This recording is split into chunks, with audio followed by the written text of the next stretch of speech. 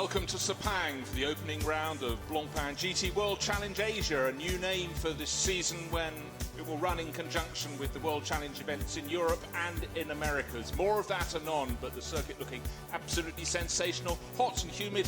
What else would you expect from Sepang?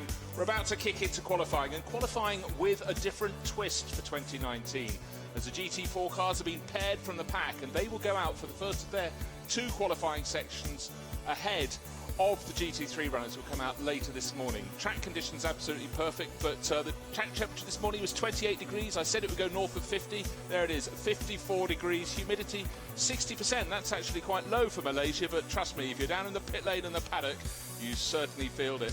I'm joined by Claire Jedrick in the commentary position here at Sepang, looking out over pit lane. Claire, nice and cool in here, isn't it? Absolutely. I think this is the first time that I've actually got a bit of a cool sweat going on here. Not just down on the pits. Now, what I just mentioned, we have the GT4 runners coming out first in a handful of minutes' time. 5 of them coming out to play. They're going to have a lot of track to play with. The 2 sessions, first one for one of the drivers, second session for the other one.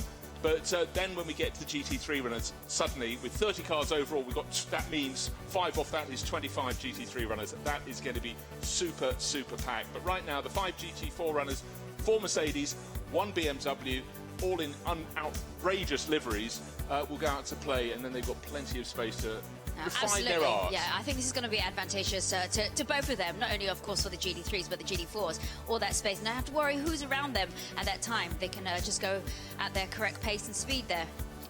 We've already had an official practice session this morning. Track temperature's cooler. Air temperature, of course, keeps on rising. It's 11:30 here in Malaysia. But very few incidents, because a lot of them had running yesterday. They've got those sort of early season niggles out of the way, and talking to some of the crews, there have been little niggles, but they've got them sorted with their cars. Things like fuel pumps not doing what they're supposed to, or they work in the garage but they stop when they're going out on the track. They've ironed those out, so even at this early point in the season, no car damage, but all these little things that always exist on racing cars. Yeah, walking around the pits actually yesterday, I was hearing things to do with brakes and stuff, so, you know, a lot of concern walking around there with the different teams. I won't mention who. I'm sure they won't appreciate that, but... No. Now, this circuit's brand new when it obviously was built. Herman Tilke designed it, 15 turns. It's always a circuit the drivers love. It's got real flow, and it also has the space to do overtaking when you get down to particularly turn 1 and coming into the final corner, turn 15. Oh, it's a very technical circuit as well, and I think well, the action usually happens is always turn 5 and turn 6. Just going to cut in there, Claire. Rare shot looking into race control, and they're just making sure everything is ready for when we go live for this first of 4 qualifying sessions. 2 for the GT4, then 2 for the GT3s. They've got 1.5 minutes to go. It's great to see the nerve centre. All is fine. They've already had practice run-throughs, but it's a good chance to see what the race officials have to monitor events and to choose should a red flag be thrown. Well, just looking over the circuit there, I can hear the cars are just starting up there, and you know it's a blank sheet this season, so it's fantastic. And you know, it's great to see some of the old timers back on here, like Frank Yu, and we've got Ringo Chong, and these guys have been racing for 20 years. They race it because they love it, and these are all hugely successful people in business, and this is their playtime. Of course, at the very sharp end, you've got some who are career racing drivers, and people like Frank, you wouldn't mind you calling them gentleman drivers, but by golly, they have so much experience. And GT4 is a category that is really, really growing. The little brother, if you will, to GT3. You can see them. Actually, this morning had a fantastic shot. We had the AMG Mercedes in GT3 and GT4 side by side, and you can see the enormous rear wings on the GT3 cars. Fewer wings, smaller wings, more reduced levels of splitters and things on these cars when they run in GT4 form, but certainly not so much this round. But when we go to round 2 at the Chang International Circuit in Buriram, that's GT4 City, and they just come out of the woodwork, and they do look amazing.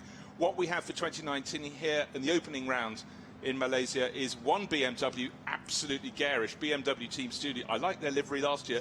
This year's one, a little bit more complicated, as you will see.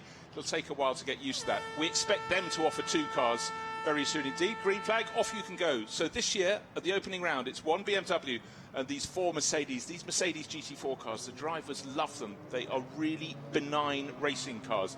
Still got to drive them, but they're not as... they're very, very comfortable for the drivers. And I think for a lot of them, particularly introducing a new driver, really important. No, absolutely. And going back to Frank Hugh, of course, he had a little bit of time out from a short illness that he's recovered from, thankfully, and he's back in the game, which I know he's been waiting for a long time. And he, generally, he's a GT3 driver, so for him to go from GT3 to GT4, of course, massive speed difference, but it has its own cons of getting used to the car. I mean, not just air con, but like, you know, he was mentioning that you've really got to be able to, you know, handle the car very slowly as it goes around the turns there, and you really, really have to look after it.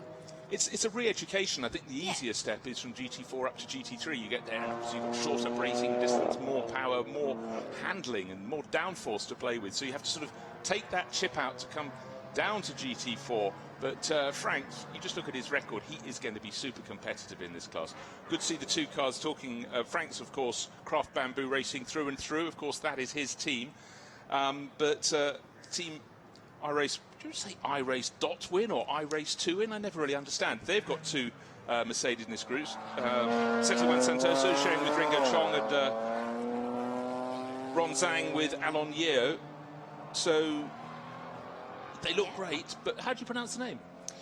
That's quite interesting. Well, I mean, I know Ren Zhang as Naomi, that's her other name, but she's had some experience actually in a couple of the GT3 cars. I know she was doing with the Ferraris previously throughout the years, and she was actually part of Blancpain, I think, as well. She might have done a couple of races last year.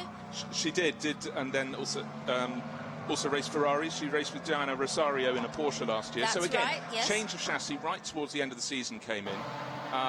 But, you know, quite a while before, 5 or 6 years earlier, she raced in the Audi R8 LMS Cup, such a strong series in Asia. So she has some experience in the cockpit, but settling in here. So it's not just the drivers that are changing, it's the teams, it's the cars. And 2 years ago, the first of the Blancpain Asia series, the Porsche Cayman was the car to have in GT4. But such is the pace of change. And certainly in the European and American GT4 series, the car you see on screen now, the Bmw M4, very, very much a favoured tool. Very, very nimble.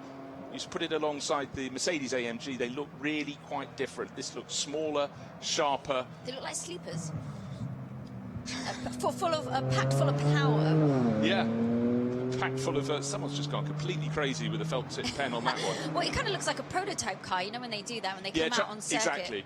Trying to master body shape, but it's a body shape we know well. And Sunaka Jakuchu is the driver number 1, who runs in qualifying session 1. And he and his teammate, Takeuchi Kinoshita, were just fantastic last year. They got stronger and stronger. And when they scored home wins at Suzuka and then racing again at Fuji, they were so popular. And, well, they're very animated, these guys. Yeah, hugely animated, and it's really good. Their sister car, we saw it fleetingly in the garage, 82, still just trying to tie up some drivers for that. I would have thought there's actually quite a long queue, and I don't expect that car to be empty when we go to the Chang International Circuit in May. But early sighters, just waiting for the first pucker flying lap to be completed. Only 4 of the cars out. I'll just have to have a little quick workout. Number 11, the car we saw having a little spin in the hands of Tony Fong. That's the blue Mercedes from GTO Racing. Yet to hit the circuit. Still got time, plenty of time to do it. 11 minutes left. You just have to register a sensible flying lap, and you'll be allowed out to play. And I can expect these guys as well, once they go back to their home country, you know, with Suzuka and Fuji, these guys will really be pulling out all stops, and we expect them to perform amazingly over there since it's their hometown. Yeah, but also the thing that really struck me last year, I think there were 3 people found in the paddock not wearing BMW Team Scudi T-shirts. They really do a fantastic job off the circuit, which is actually brilliant to see, because some race paddocks can be a little bit inert, but over there they clearly had bussed their friends, families, corporate interest people in, but it was just... People want to really get involved in racing, don't they? So wearing the team T-shirt was certainly one way. Now, let's see. The fastest car on the track is the one we're looking at the moment. First flying lap yet to be scored, but the fastest sector time in sector 1, sector 2. So 2 minutes 17.3. I think the fastest this morning was about a 2 minute 14 point something. So time to come, but a good sight lap. 77 coming through. We talked to Frank Yu. There is Frank going second quickest, 2 minutes 19.7. And really, this morning, the BMW was in the mix, and but there were 2 cars out front, and let's see if that still tells the story. But of course, this morning that was a combined session, so we had both the drivers, and of course, driver number 1. So in this case, it's Brian Lee, who's the one who's yet to go out onto the circuit. As I say that, he's just left the pits, saving rubber. Brian Lee, Frank Yu, the BMW Team Studi car. We've just seen the M4 being driven by Sunaka Jukuchu, and then Setiawan Santoso from Indonesia, and Naomi Zhang, or Ran Zhang. Many name changes, you know, drivers deciding what they'd like to be called in their racing world, and it's kept everybody on their toes. They may not have finished settling down as yet, because sometimes someone can think of a very racy name while sitting in the hotel bar in the evening, and then they'll throw it at the championship organisers and sound them out. Or then you've got some people born with the names like Vanderdrift, which just it's sounds, yeah, it's too good to be true. I was always upset when Scott Speed's career just went away. He was like a comic sort of cartoon character. In fact, he was in the pits as well, which didn't help his career too much. In the Formula One. Had his moment, but a fiery driver, and I think sometimes didn't rattled a few too many cages, which was a shame, because with a name like that, you're made for purpose. So, Sunaka Jukuchu setting the pace, and comfortably so at the moment, and let's see how he goes around this lap. But with a driver of his experience, running a car he raced last year, all should be very much under control. Not too much pressure on him here, but certainly BMW was not the quickest of the GT4 cars this morning, but is setting the pace now by 2 and a bit seconds. So the last driver out of the pits, Brian Lee. I must say, I always like blue racing cars and road cars for some reason, but good to separate it from the pack. What are your thoughts on the race liveries this year? We've seen the BMW Team Studi sort of dramatic moment painted all over the car. Looks a bit like a bit of sort of craft work material from people in the mountains. They make things like that. But a lot of these cars look fantastic in the pit garage. But I think the crux, particularly in Blancpain GT World Challenge Asia, is what they look like in bright sunshine out on the circuit, because almost all our races are held in very high temperatures, and sometimes they don't work as well. No, absolutely, and I think if you see sometimes in the other different series, they've got a lot of chrome going on. These guys don't. I don't actually know with the Team Studi if it actually works out on circuit. I mean, I can certainly differentiate. There's only 5 cars out there, so it's quite easy. We've noticed even in the other GT3 category that a lot of them, you're saying, were grey colours. It's quite hard to differentiate. You know, I think a lot of I think the very best designs, particularly if you're allowed a free hand, because largely you're paying for your car, you're a very successful businessman. I like either a very clear corporate identity, and I think Craft Bamboo are actually very good at that, with their crisps, green and whites. But a lot look fabulous in the pits, but really the crux, to me, maybe it's just from a commentator's point of view, is how good and how clear they are out on the circuit. We had the situation a few years ago in the World Endurance Championship, 3 manufacturers, and their cars were all white, red and black, each of those manufacturers. So you get 9 of those come at you head on. Absolutely. Well, I think a lot of it to do because these are gentlemen drivers. Besides from Frank Yu, who has his professional racing team, these guys have a lot of other smaller sponsors, so they all kind of slap them on the side of the car. So hence there isn't like a major design going on there, or something which will, you know, it's permanent, like Frank Yu's team, which you see has a little bit more of order going on. How many white racing cars have we got this year? Very few. I might stop talking about liveries in a moment, but it's something that sort of troubles me, because the really good ones stand out, whether it's bright, whether it's dark, whether it's full night. And of course, a lot of these drivers, you know, they might take their liveries in to do 24-hour races as well. Well, it's also marketing, really. If you've got something that people will see at these major races, and that's what you want when it comes down to marketing and sponsorship of cars. Because look at this car. There you go. Crisp, clean, stands out. Frank Yu, great to have him back. And what exactly was his illness that took away? You started mentioning it this morning in the paddock. He had a little, I suppose not a growth. He had a little bit something in his lung, like a little lump, and it wasn't anything super serious, but it could have been serious, pressing on his I think arteries, as well on the lungs, breathing difficulties, and yeah, like I said, the downtime to actually recover, because our lungs are so spongy, is significant. 8 months he was out. 8 months. So that was a long time for him to be out of racing, but it's passed and he's back. So he's back. Is he going faster? He's second fastest at the moment. Oh, wow, almost matches his time. He's still 2.4 seconds down, and that was 2.5 seconds down. So still the pace being set by Sunaka Jukuchu for BMW Team Studi. Let's see what Setiawan Santoso, the Indonesian racer, can do. Will he improve from 4th place? He improves his time, stays in 4th place. It's incredibly close for second. Frank Yu still in second place and just going for a spin, not as I was about to talk about her. Ran Naomi Zhang going for rotation to give us a still of the sponsors' names on the side of the car. Car looks great, but she won't like it at that angle. She's slowest at the moment, but I just was touching on the fact between second and third, there's a gap of 14 thousandths of a second. So coming out of the pits late, Brian Lee, obviously just letting his coffee settle in nicely and winding it up. Frank Yu this lap. He's just going towards the end of the first sector, very early in the lap. That's out of turn 1, 2, 3 there. Can't see if he's improving, but certainly looking very, very well balanced. But really the pace by Sunaka Jakucha is probably enough. We've got 4 minutes remaining. He's clear by 2.4 seconds, and he's resting in the pit lane, so doesn't feel the need, doesn't see any particular challenge coming that close to him. And if it does, and someone tops him, it's only going to be one position on the grid, so automatically he'll be starting 26th on a 30-car grid, because that time not good enough to topple any of the GT3 runners, of which we have 25. So there is that BMW M4 in the pit lane. Frank Yu, how's he going? His first sector time, looks like he might be cruising back towards the pits. He's backed off a little bit. Yeah, I suppose also with these guys, it would depend on qualifying, what they're going to do with the tyres after that, the management. So I mean, with Jukuchao, they know they've set T17. I think from the practice, they know roughly where they're going to be with these tyres, depending, of course, like I said, with tyre management, whether they be keeping them on for the next one, for the race, what they're going to do with them. So.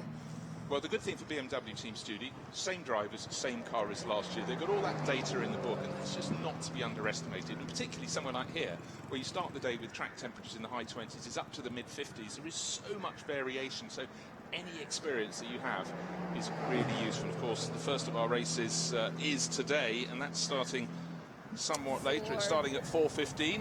With the word of the street, there might be some rain, and it's always likely, especially in Sepang. It's always between the 2 o'clock to 4 o'clock period. So this could really throw things out for these GT4 drivers. So you think 4:15 they'll still be mopping up, and there might be maybe remnants of rain, but sitting on the curbing, that thing that always catches out drivers. I'll just run across the curbs. That wasn't a good idea, was it? Especially that one over there. I think that was with 10. 10, just looking at that just now. That curb is especially slippery going into 11. Such a technical corner, 9 and 10, so close together, very fast right-handers, but go too fast into turn 9 and you pay the price in 10, don't you? And it's always a difficult place because you never really know. There's not a specific brake marker to really base your view on. There's Frank Yu.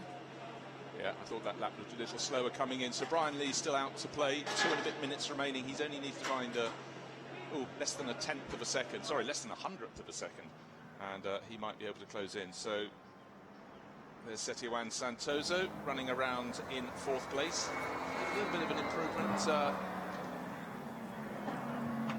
May be able to get up. In fact, what we have from second, Frank Yu, Brian Lee and Setiawan Santoso, they're covered by less than half a second, so there could be variation there. But Jakucha in the pits, Frank Yu in the pits. There we have the number 11, that's Brian Lee, 3rd fastest. Not a very slow first part to his lap. He may well be coming in, and let's see for Ran Zhang behind. Not entirely full on it either. I think these drivers are largely going to be coming into the pit, so it looks like first blood to BMW Team Studi, but let me not speak too soon.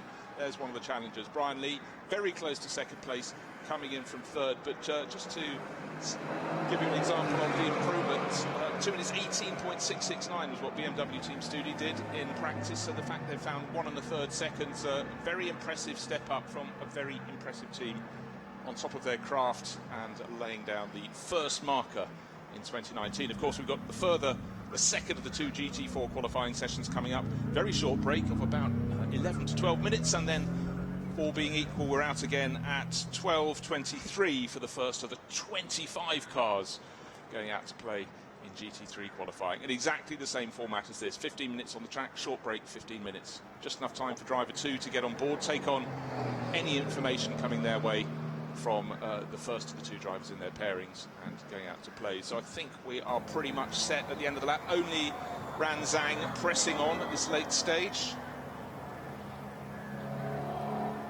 I do love the sound of those Mercedes. I don't know if it's an intentional thing, but always Mercedes GT3, GT4 cars have that magnificent rumble. Well, they are also, of course, I mean, this is the closest thing this is for road cars, so can you imagine? And this is what sells really. This is why these gentleman drivers do it as well, because they really get to push the limits out on circuit. Yeah, entirely so. They may well have a road-going version as well, but pushing the limits as the checkered flag is flown is not something you can do in very many places in the world in daylight hours. Especially in Asia. What's the speed limit in Singapore? Oh, I think we're bordering on 90. I think you've got 110 in Malaysia, but Crazy 90. people. So there's Zhang bringing it home at the end. She will remain at the bottom of the GT4 charts, and well, we'll get to see how the grid shapes up because her teammate will be going out. That's Australian racer Alan Yeo. He will take over for qualifying session number 2 for the GT4 runners, all going out and putting a little bit more rubber down on the track for when the GT3 runners come out to play. And all rubber on the track is very welcome indeed. Good to have a close-up. Sonako Chikuchu is out. He has got the fastest time, 2 minutes 17.309, so very, very good lap indeed from the Japanese racer. I expect if I stare hard enough, there'll be a picture that will appear. You know, one of those graphics on those back in the day. Yeah, well, exactly. It could be one of those sort of pizza charts. What colours can you not see? I can't see any green on that. It's the London tube lines. Yes, yes, it is, sort of shunted and squashed, pressed. So there's the last of the 5 runners in.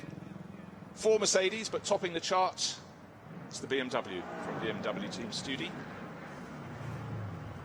And, nice, tidy session. The one spin from the driver who's just come in from Zhang didn't affect her too much. Obviously, scuppered that lap, might have not entirely improved the tyres. But again, this is the team that has 2 cars out there to play with, to contrast and compare. So again, more chance to gain information and do a bit of cross-pollination. As you can see, they're just taking the ever-important information, tyre pressures. And I expect so. It's going to be a little bit of a slip and slide in this kind of temperature with the weather here. These tyres are really going to be expanded out. Yes, just it's not a question of getting heat into the tyres. There's plenty of heat in the tyres before you leave. And as you see, the track temperature's gone up another 2.5 degrees since the start, in the space of just 15 minutes. So we will see them above 60 degrees anytime soon. Air temperature sitting at around the 32 degrees mark, which is by Sepang standards relatively tame, isn't it? Absolutely. You know, well, the sun's just coming up to the highest point in the sky midday, so we can expect it just to heat up a little further. But who knows? It's always very temperamental, the weather here at Sepang. It's known for that, throwing a shower too on some parts of the circuit. Yeah, you certainly, when the showers come in, they're not what we call sort of temperate climate showers. No. They're full-on tropics. And, chubby rain, I call it. Which what? Troppy rain. Chubby rain. Oh, chubby rain. Yes. Certainly is. When you're on the sort of the main roads here, and they come down, you see all the little motorbikes hiding under the bridges, and coffee stalls set up there to service them for half an hour while they're just trying to not be drenched to the skin. But track conditions absolutely perfect. Just waiting for this next session to start. Another 15 minutes coming up, and that's due to start at 12:45. The time is galloping on. So we expect to see a lot more drivers as well. I mean, this is just start of the season when we go on to Buriram, which is a very flowy circuit. It's not a circuit that all drivers like, that I know. Some people like those circuits. I expect those from Europe will like those circuits because you get a lot more circuits like that. But here you have a lot of 90-degree turns. There's not a lot of undulating kind of hills here. You don't have much. It's very flat tracks in Asia. But because a lot of these drivers do drive many years around here, like Frank Yu and Ringo Chong and stuff, they know the circuits very well. Their Buriram, I think, is for the last 4 or 5 years. Always an interesting place. It's not one of my favourite circuits either. Great commentary position, so I don't complain. I can see 70% of the circuit from high up in the grandstand there. This has more flow, definitely, and there's a little bit more space, and certainly when it comes to the heated battle, you can have more options to play with. At Zhang International Circuit, there are a few options. It doesn't mean there's less overtaking, but certainly plenty of tries. This session actually started a short while ago, and there were 20 cars to go to take the pit exit. Sorry, just coming up to the start. Let's see. Yeah, for quali 2. Okay, quali 2. That's quick. Just checking the time. That was a lot earlier than we thought. I thought there was a couple of 7 minutes in between, but like. Yes, so did I, and that's why I jumped the gun. So we've got 2 minutes to go. That's fine. Time passes fast when you're having fun. Well, it does when you're squint-eyed and you're staring at your timing sheet. At Lamborghini on the left hand of the pit lane, we're playing in one of the many support races here, and that's the Asian Lamborghini Super Trofeo. Good field this weekend, so race control all looking calm again. First session really, well, with 5 cars in it, you should expect it to run cleanly. We had the one spin, that was easily contained within the track. The car didn't even go off the circuit, it just went through 90 degrees and sat there for a bit, but everything under control. So again, as in the first session, the BMW wants to lead out the Mercedes, and it certainly worked out first time around. Jean-Marc Marlin is on board the number 77 Mercedes, taking that over from Frank Yu. Did see him as well last year as well, so he's back again. But just enough time for these guys to kind of cool off their brakes and restart this session. 15 minutes on the clock. Coming up in just over 1 minute's time. So 15 turns to negotiate, plenty of scope for play. Going out late in the first session because they didn't need to rush worked pretty well for the number 11 Mercedes from GTO Racing, and Brian Lee did a very good job. Very nearly took the second fastest time. We'll have to settle for third, but very competitive. But can anyone live with the pace? 2 minutes 17.309 seconds was the mark set by Sunaka Chikuchu. Now it's Takayuki Kinoshita's turn, and they were such a strong pairing throughout 2018. The championship was growing, and so was BMW Team Studi. It's been quite an interesting race to see as well, where Ringo Chong is going to be, and Ringo was with Santoso in the iRace dot win. Dot win. We'll go for iRace. Win. I always want to say iRace to win. I think that runs better. But obviously, for some reason, I was like, iRace, I win. I read it as that. So I'm going to call them Team iRace. I think we'll stop with that. But so waiting for the red flag to be transposed and giving us a green one. That will come up in about, well, no, exactly 10 seconds time. So 3 of the 5 GT4 runners waiting to go out into the exciting embrace of this circuit, this fantastic circuit. It's been with us for 20 years now, and popular from the moment it was launched. And certainly some of the circuit architecture still stands out. The magnificent two-sided grandstands, if you will, the shape of a hair clip. You can see the track from turn 14, the penultimate corner, all the way up the back straight from one side. You can then, if you're very quick, jump out of your grandstand seat, run across the little garden in between, and look out at the grandstand overlooking the start-finish straight. That's the one that's looking down onto the track as it runs down to turn 1.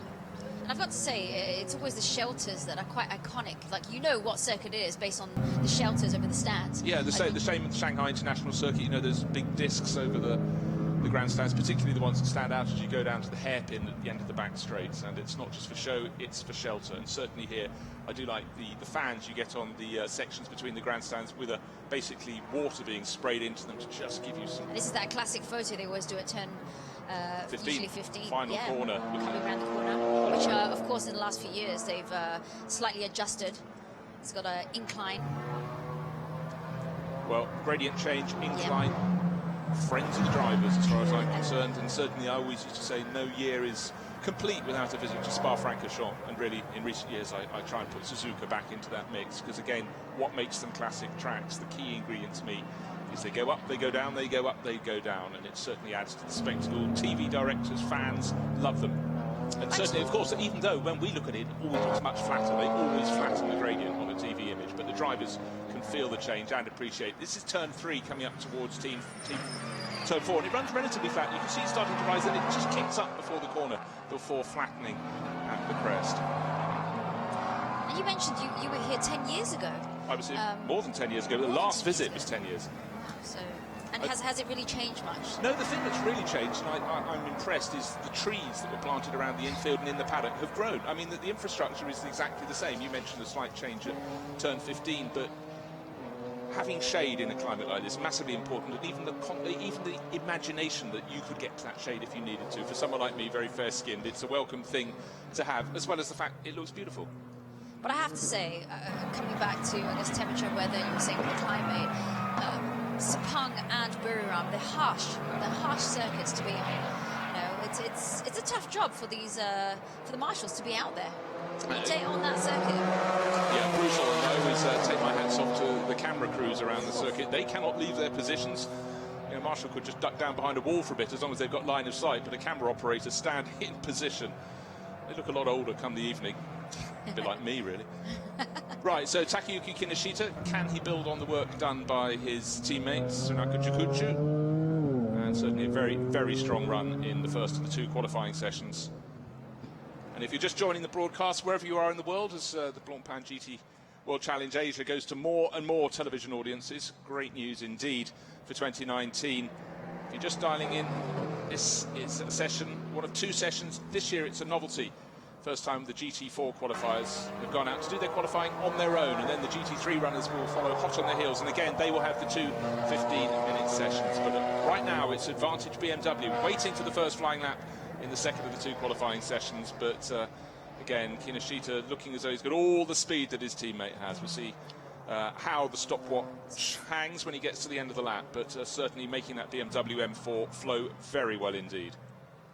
Very confident driving there right through. And it's only the first lap, and we can see they're going to have a span of a couple of windows for their tyre to really set that time.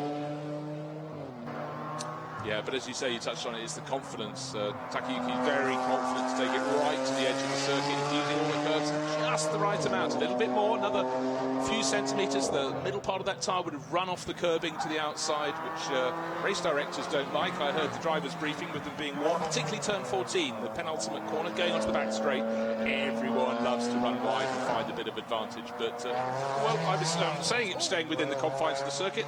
I will now shoot myself, because that was Kinoshita almost shooting himself, running well, that was 3 of the 4 wheels onto the dirt on the outside there, just the front left wheel still on board. Rear end might have kicked out just a little bit somehow as he kind of ruffled the dirt through there. But it was very good. We mentioned turn 14. He displayed exactly what the race director Ravin does not want to see. So thank you very much for displaying what not to do. Next time around, we'll have the after photograph. But even so, 2 minutes 18.803, that was a good lap. So he lifted a little bit as he was doing his ploughing, his farming on the outside of the corner. But well, at least it was on the dirt, not with the gravel, because then that would have just wasted that tyre usage. We'll take another lap to just get all that gravel off. Yeah, didn't seem to drag it back on the circuit. Right, Alan Yeo taking over the 199 Mercedes from Team iRace.win. Naomi Zhang, this was the car bringing up the rear in the first of the qualifying sessions, and 199, well, waiting for that time to come on the board. He sets a time faster than his teammate has managed. He goes 4th, so we're just waiting again for the bright blue metallic GTO Racing Mercedes. Here it is, last one out, first time around, and in qualifying session again. Tony Fong quite happy to lose a few minutes, settle everything down, and then go out onto the circuit. Here he is, 5th fastest, coming up to complete his out lap. No, this is his first flying lap. How good is that lap going to be? Good enough to go 4th. 3 and a bit seconds off the ultimate place. There you can see it on the screen, 3.7 seconds down. So again, it's advantage BMW Team Studi. 9 minutes remaining.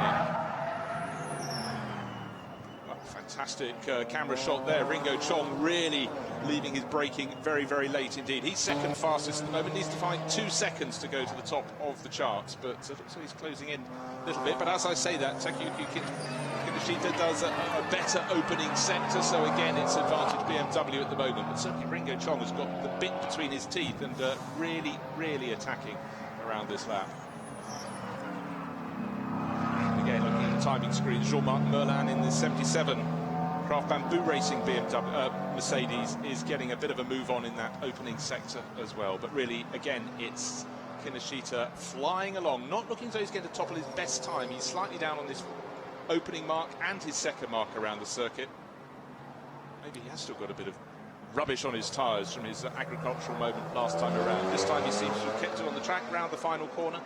Actually, this, of course, it was the final sector he lost time in, and he's on that final sector coming to complete it. He may yet improve on the best the first time around. Yes, he does. Takes half a second off it. 2 minutes 17.811. Come on, Takayuki, another half second, and you can be faster than your teammate. That thing that all drivers like to have. The upper Perhaps hand. he's got another one or two laps within that window for the tyres. See if he can stitch that together to get his ultimate timing there and be on par with his teammate. We're just watching there. Chong now has gone into 2:19 range. And we can see he's made some improvement in sector 1 and 2. Just needs to improve on sector 3. Just wondering what happened to Jean-Marc Merlan. Just to mention the fact he was right on the pace of Ringo Chong, both really going well early in that lap. And then middle sector, about 6 seconds, 7 seconds off the pace for Jean-Marc Merlan. Here he is. He just completed the lap, and it was a way slower lap. That's why he was 10 seconds down in his pace. Has he a problem? Was he decided, I've made a slight mistake, I'll back off, and I'll build up around the next lap. Looking at the car, nothing seems untoward on that 77 Craft Bamboo Racing Mercedes, so I guess it might have been just a little bit of a slip-up. His final sector time was slow too, so it could have been at the join of those two sections, about the two-third distance in the lap, which puts it around turn 10, 11, 12, easy corners in which to make a slip-up. Or Sector 2 is always one of the hardest parts. And of course then when you come to turn 15, it's getting a little bit too greedy coming around that corner. a little bird in my ear has just told me that there was a spin involved for Jean-Marc Merlan. So just missed that. So there it is. Not quite like eSport, we have a reset button, but I'm sure Merlin will get back on the job. yeah, he knows that life doesn't have a reset button. No. It'll be practices.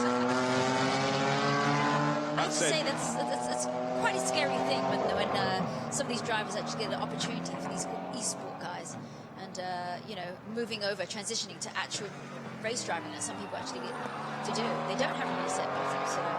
Yeah, but what was, I suppose, the first driver who's had fame was Lucas Ordonez. Yes. Who came across then Jan Mardenborough, and both proved incredibly capable drivers, and they were enormously unflappable in the early days of racing cars. They found they had the balance, the pace, their brain worked in the right way, but maybe because there was no consequence when you're doing eSports stuff, the fear attached that other drivers would have had from karting fear of days. A 5-year-old, really. Yes. That's what it is. Yes, you're probably They've built spot up on. the fear of a 5-year-old in their head.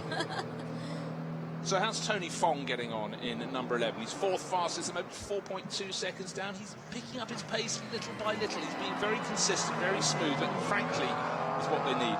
But for all these drivers in GT4, this is their one time all weekend, all meeting, when they've got the whole track to themselves. Just 5 of them. That is a lot of space to play with in a 15-turn session. And so they're so confident. Takayuki Kinoshita, 1.6 seconds ahead of Ringo Chong at the moment. Parked up, we've still got 5 minutes on the clock. They parked up early in the first session. I don't think they're going to be challenged in this, so why waste the rubber? Why tire the driver? They're going to go out and play in the race later on, but BMW Team Studi, barring an extraordinary lap from someone who's found sweet life in their tyres from nowhere, they're not going to be toppled from class poles. So they'll start 26th overall. That's as high as you can aspire in a 30-car field when you've got 5 GT4s, but another job really well done, as we expect of a team that's at the top of its craft. I'm just watching Ringo Chong chipping away at his sectors, the 219, 461. But just having said that, T Fong taking another spin. We can't quite see what turn that is, but he's straight back on it again. Well, it's the final corner, which does seem a quite popular place to go around. So I'm afraid Tony Fong, he set his fastest second sector, so he'll be a bit annoyed. He could have improved, but he was going to have to find 1.25 seconds to even challenge Jean-Marc Merlan. Here's Ringo Chong going faster and faster. As we say that, of course, he does a slightly slower opening sector, and the body language of that car is one that's going back for a cool drink in the pit lane. Oh, so we got Yo there with a 222. Yeah, needing to pick up the pace, just over 5 seconds off. So Australian racer Alan Yeo going better and better towards the end of the qualifying session, but along with his teammate being slowest, Ran Zhang, in the first session, they will start from last position, but they didn't come here to try and shine in qualifying. They came here to get a 1-hour race, 2 one-hour races under their belt and set their season rolling. Jean-Marc Merlan, can he not have a spin this time around? Can he bring it through? His first sector was his best. His second sector, he's on it now. Yes. An improvement in the second sector, but he's got to find more than a second to topple Ringo Chong, but certainly Jean-Marc is winding it up and going considerably faster this lap than Ringo Chong, but we saw Ringo had backed off and will be bringing it into the pits. I think that could have even been Ringo's car just in the forefront of our vision a few seconds ago, going into turn 15.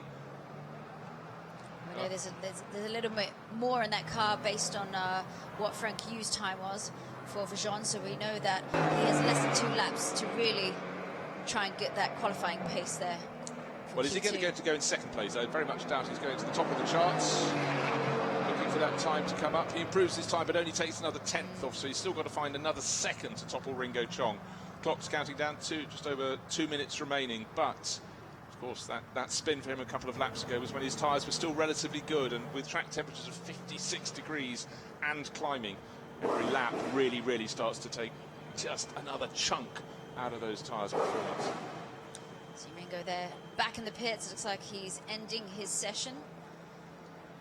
I think he's quite happy with what he's been given. Yeah, Tony Fong, again, was the body language of that car. Not snaking around under braking as much as Jean-Marc Merlin, so maybe just braking a little bit earlier into turn 15. But as a consequence, we've seen a spin from him earlier in the session. He's not doing that again. Is he going to improve this lap? Well, barring an extraordinary final sector, no, he won't. But it's another useful lap, close to his best. Yeah, no, he was within a second of his previous best time. So right now it's about experience settling down for GTO racing with TTR. Like a lot of these teams have changed over from one chassis, one manufacturer to another. With Mercedes this year, a car that became increasingly popular. End of 2017 into 2018, Mercedes was really gaining fans. And as I said, Claire, it's a car that just seems to give drivers confidence. It doesn't do anything completely out of order. Yes, we've seen some spinning. That's not so much down to the car. That's maybe drivers learning about the car. But I think once they get a bit of confidence, it's a car that makes drivers feel pretty good about themselves. Just see coming out back in there. Well, the difference in body language, Alan Yeo coming through, looking all under control, and then Jean-Marc Merlin going considerably faster. You can see the tail end just swapping around a bit. So that's a driver who's pushing this car right towards the edge of its performance, using all of the performance, if you will. Out of turn 14 up to turn 15 it comes. His fastest first sector, his fastest second sector. But as we pointed out, Claire, he had to find just over a second to take second in class from Ringo Chong. Can he do it? The clock is, he'll have time for one more lap, just about 18 seconds. That should be enough to get round the final corner down to the start-finish line. But I think this is the lap that Jean-Marc Merlin wants to really count. His target time, he wants to get below 1 minute, 2 minutes 19.4. 2 minutes 20.126, so he's taking another half second found. 2 seconds, enough. Out comes the checkered flag. The second 15-minute qualifying session for GT4 runners is completed. Well, he can carry on and set another flying lap on this time. Let's see if he's decided to or not. Can't quite tell. He's pushing on fairly hard through turn 2, over the curb on the inside. And we talk about there not being much gradient change. There is some gradient change out of turn 1, turn 2, and in fact there's never a lot, but there's enough to be a feature around Sepang. And you certainly notice it if you go on a track walk. By the time you're coming out of about turn 11 and you start that climb, you could feel it. Yeah, I remember actually being at Spa for Francorchamps, and I usually do a lot of track walks. I think I got halfway around that and I was like, I think I'm giving up this one. Well, pulled over for some frites mayonnaise, very wise. I see the drivers and the little buggies going around. I was like, oh. They've got previous experience. So it looks as though it's home and hose for pole for BMW Team Studi. Fastest in both of the sessions. Their drivers covered by almost exactly half a second, with advantage going to the driver in the first second. Kinoshita in the second, Tsunaka Chikutra in the first session. Very, very tidy indeed. Is it possibly any further improvement? Alan Yeo picking up his pace, but he needs to find, actually, he needs to find 7/10 of a second. He may manage to do that to get off the tail end, because Tony Fong has completed his qualifying session. So last few sequence of corners for Alan Yeo from Australia. He may get off the tail of the field. Let us see. But good to see green times on the screen. So personal improvements. Well, he's looking for just under a second really between Yeo and Fong. So, I mean, he's really got to pull something out the hat there if he wants to get up one more spot to 4th position.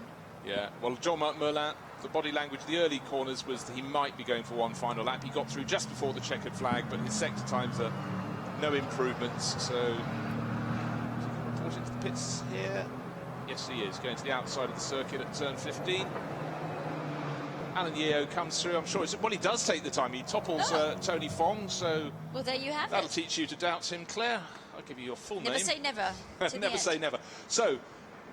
Improvement there, right at the death, if you will. The 199 Team iRace dot win Mercedes. Zhang was slowest of all in GT4 in the first session, and her teammate was saying we're not having a double, and Alan Yeo moves up to 4th in class. But it's been all about BMW Team Studi, top in session number 1, and driver 2, which is Takayuki Kinoshita, top in his session as well. Ringo Chong gave it a really good shot in the faster the team iRace.win Mercedes. He is second fastest. He's 7/10, or in fact exactly 2/3 of a second fastest from Jean-Marc Malin, who had that little spin, possibly dented his pride a little bit. But it's BMW ahead of the field of Mercedes. They'll be pushed back as soon as they can into the shade of their pit garage. As you can see, very precious little shade in the Sepang pit lane at the moment, and if it's looking busy down there, there's a very good reason. We've got 25 GT3 runners coming out. So there we have number 81 BMW Team Studi. BMW at the top of the charts, and Ringo Chong did a good job to be second fastest, sharing his Mercedes with Setiawan Santoso. Frank Hughes, Jean-Marc Merlin, good competent run in Q2 for them. They will be third. Team iRace.win and GTO Racing bringing up the rear in their Mercedes. But it was a very tidy job from BMW Team Studi. Drivers behaved, not too many spins, and really it was a story of the red, white, black and blue BMW dominating. First out in both of the GT4 qualifying sessions, and that 81 BMW just handled with such aplomb, driven to the very edge and in the hands of Takayuki Kinoshita, just that little bit beyond the edge, or of that later perhaps, but looking fast in the pits with its amazing new livery, looking fast and tidy out on the circuit, both for Tsunaku Chukuchu and for Takayuki Kinoshita. And the BMW looking very tidy indeed. Great rear shot there, you can see the tail being pushed out. All the drivers just trying to find that very edge of adhesion out of the final corner, turn 15, because of course such a key corner. Going a little too fast, that's Ranzang. Again, get that wrong. Not only have you ruined your previous 14.5 corners around the lap, but you ruin your time over the start, finish straight for that run down to turn 1. And the number 77 Craft Bamboo Racing Mercedes in really good form for Frank Hugh in the first session, and then in the hands of Jean-Marc Merlin towards the end. And great to have Frank back. There he is in the garage with the old driver hand signals for the race engineer. GTO Racing Mercedes looking very tidy indeed. Late out in both sessions, quite happy not to use the full 15 minutes, but came good towards the end both times. And here is Takayuki Kinoshita. This is the second of the 2 qualifying sessions. That's where he decided he wasn't going to keep it on the track without spinning. Went outside, beyond the curbing, beyond the gravel, over the grass, and then back onto the circuit out of turn 14.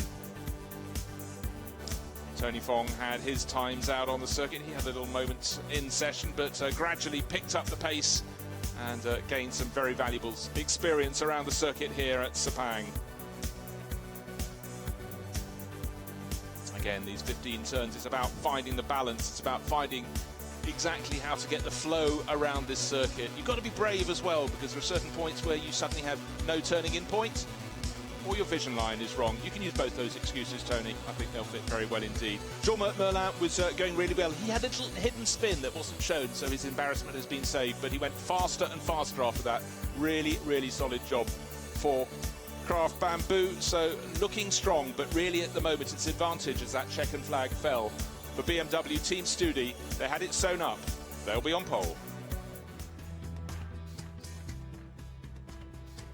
So the GT4 runners have been out to weave their magic on the circuit. Now it's about to get very, very busy indeed, because coming up very, very soon, starting at 12:23, so under 5 minutes time, we will have not 5 cars on the circuit, 5 times 5. We will have 25. This is a record field to kick off the 2019 Blancpain GT World Challenge Asia. New name, new teams, new manufacturers, all being given a stir in the pot. So where it's going to land, we've seen some really strong cameo roles, Claire, through the last day of practice. Free practice again in the sessions this morning. Many more teams using the Porsche 911 GT3R this year. Will that be the favoured tool? Time will tell. Fewer Audi R8 LMSs, they've been such a staple over here. A good floating of Ferrari 488, and of course always popular, the Mercedes AMG. We've got Lamborghinis in the mix as well. There have been other rule changes too. From this year on, you have to have a driver who is from the region. You cannot have 2 European drivers in the car, and this is a very, very clever thing. It's to develop more drivers from the region. This is the essence, and the proof that it's working is the fact we've got a record 30 cars kicking off the season. I think just pass on the opportunities for the drivers from the region. I think I want to see, does this level the playing field a little bit more as compared to the European drivers? I want to see whether it does or not. You know, some people think it's advantageous, some don't think it's going to make any difference at all, because the level here at the GT Challenge it's one of the highest levels, and you know, it's a phenomenal amount to have 25 of these cars on the grid. And also another thing, we had Hub Auto Corsa come into play in Blancpain GT Asia last year, and they've really shown their colours. Last weekend they went to Laguna Seca, they won the Intercontinental GT Challenge race there. You know, massive feather in their cap. Quite a few of the drivers and teams involved coming over to play here. They've got 2 Ferraris. They're not at the top of the pile here yet, but that was practice. Who knows how it's going to come out in qualifying. And as with the GT4s, 2 15-minute qualifying sessions with about 15 seconds in between for the teams to keep things cool. So for a lot of you out around the world, this will be your first sighter of the new cars, the new shapes, the new teams, the new mixing of driver combinations, and the car that would really set the pace. In fact, it did right at the end, came to the top. Matthias Besch sharing that number 16 Porsche. Modena Motorsports, for so long running Ferraris, he's sharing that with John Shen. Matthias is in the garage at the moment because he's driver number 2. We have very strict demarcation. Driver 1 on the official listing will start the first will run the first qualifying session, then hand over. But just to point out, Matthias Besch right at the end, went to the top of the table. Absa Motorsport, a fantastic, really exciting looking bright orange McLaren. Such popular, it's a McLaren sort of essence colour, that papaya as it's called. But that 720S looks great. Only one in the championship so far. Maybe we'll get some more. That's right, and it's on loan right now, that car. It's a prototype, but as Kitasawa said, there really isn't much difference between that until they get their new car shipped out to them at Buriram. So yeah, it's a bit of a changeover for him, for Kitasawa. But of course, Kita also another person, 15 years, you know, very experienced, does engineering, not only the driving. So he's a great coach for anyone else, but his teammate as well, Pitti, has had a lot of experience as well. So, but you think of Pitti and you tend to think of Ferraris. Pitti's yeah, absolutely. Ferrari through and through, with Carlo Van Dam racing all over Europe and such success in Pro-Am. And the Honda NSX, great to see that. That's running in the AM class for Arrows Racing, but again, just referring back to last weekend's Intercontinental GT Challenge race, we had an NSX, probably called an Acura, over in the States, on pole position, Mario Farnbacher. So this is a car, and it's great to have that in the championship. We've had one racing last year. In fact, I think we had 2 the Spa 24 Hours, so great to have it. The young chap called Riccardo Patrese came out to play him on, I seem to recall. That's right. Well, a lot of eyes are actually on the NSX this weekend. A lot of people on social media asking, oh, isn't there an NSX with the Blancpain? So that's going to be quite interesting to see them up against. It's a bit of an all-star team with the Porsches, because not only they've got a lot of Carrera Cup drivers, not just from Asia but from Japan too. We've got like 2 junior Porsches with Tana, as well with Humprich. We've got last year's junior driver from Japan. Not only that, we've got like a factory driver with Olsen. Here's another little difference, Claire. Last year, the championship was won by FFF Racing Team with Martin Kodrich and Dennis Lind. They're not playing because, of course, that wouldn't work this year. Neither of them are of Asian descent, as far as I know. But for FFF Racing Team, they have officially taken over in Europe in the Blancpain series from the Grasser Racing Team as the official team running 3 Lamborghinis. Massive boost for them. So, you know, it's teams that have been racing and shining over here in Asia who are going over, winning the Intercontinental race last weekend in Laguna Seca. It's a massive change. And Group M Mercedes, they're now racing in the States. They won the championship here. Sorry, we're in the mix in the championship. They won the GT4 championship. So nothing stands still in motor racing, and success is recognised. And so I think there are a lot of people who, you know, you have to look everywhere in the world to see who's winning with what. Well, they could maybe win over here, and I think that's really exciting. I think that's actually quite consistent with Asia. People forget the level of racing in Asia is at the highest point, especially with these series here, with the Blancpains, with the other one-make series. So definitely something to watch out for. And of course, you got a lot of these streaming elsewhere that you see online. So many people from the different manufacturers. I know last year when they had a lot of the Nissans in, which you don't see this year. And they have their own streaming services that are fans. Streaming is absolutely extraordinary. I worry if I was a teenager now if I'd ever go outside, because as a motor racing mad teenager, I had to watch what was on television, or more to the point, I had to get on my motorbike or in my first car and go to the circuits and watch. Now you can do it all from your bedroom. Is that, I don't know, it's great. It gives you the choice, but there's nothing like being at a circuit. Absolutely. I think especially in Asia, though, it's not really something which is within everyone's blood to go there. You know, if you've grown up having motorsport, it's not something which is a foundation for Asia. So it's still growing. It's you know, it's massive in China now. It's still growing in Southeast Asia. And of course, we're talking about that. We do have some Southeast Asian stars here. We've got Rio Haryanto. We've also got Jasmine Jafar's had a considerable amount of success. And we've got like local Malaysian drivers here with Wei Rong. Yeah, but I mean, just look at the spread of nationalities. We've got Indonesians, we've got Malaysians, we've got Chinese are just growing, as you said, at an enormous pace. And Japan has always been immensely strong. The 918 Porsche, large on screen, that's run by Absolute Racing, but under the flag of Panther ASS Motorsport. Vucicor in for Fusak in the first session, and then Alexander Imperatori, a driver who left Europe about a dozen years ago, based himself in China, worked at racing schools, now competes in the World Endurance Championship. Real success story.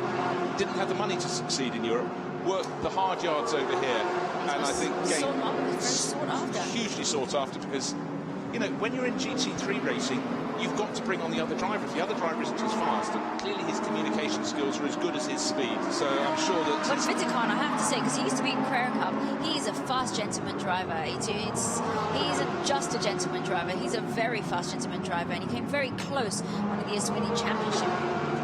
Now, again, first sighter on some of these cars, and again, a car that stands out. It's Craft Bamboo Racing. It's the Mercedes, was it back shot? There it is, number 55. Rather than the green, they've got the same livery, but with pink instead of green. That's Daniel Au. He's sharing with Melvin Moe, and Melvin went fourth fastest at one point this morning. So that sort of came from nowhere. So Craft Bamboo Racing, for years, of course, their body shape was Porsche. Now they've gone to Mercedes. Other teams have almost gone the other way. Again, you have to just guess which manufacturer maybe you can get a good deal with, but also which sort of car is going to suit the drivers you're going to run. And they know what you can get with the Mercedes. And for Melvin Moe and the driver on board, Daniel Au, of course, this is early days yet. None of the cars are still on their out lap. Some halfway around their first flying lap, including Daniel Au. But as you can see, suddenly we've got traffic. 5 cars running in the GT4 session, 25. Not only 5 times as many, but considerably faster and wider and bigger. A bit of a twitch there from Daniel Au. Again, round the tighter corners, you've just got to get the flow. If you're a bit rough with the wheel, your tail's going to come around. And as you know, Claire, from racing, that doesn't improve the form of your tyres. No, absolutely. Especially on GT3 cars, you've got to be able, you know, these cars are always on the slip, so you've got to be able to really reel that car back in when the rear end slips out. Now, again, Larry colour scheme, dark blue, with the children have been in with their orange, yellow and red pots of paint, been flicking it. They'll get in trouble for that later on, but the good thing is this Mercedes from Anstone Racing, again, they were running Ferraris in the past. They've changed over to Mercedes, waiting for the first flying lap. It comes from number 17, Jouvai, but immediately toppled because 999, that by my reckoning is David Chen, David YN Chen.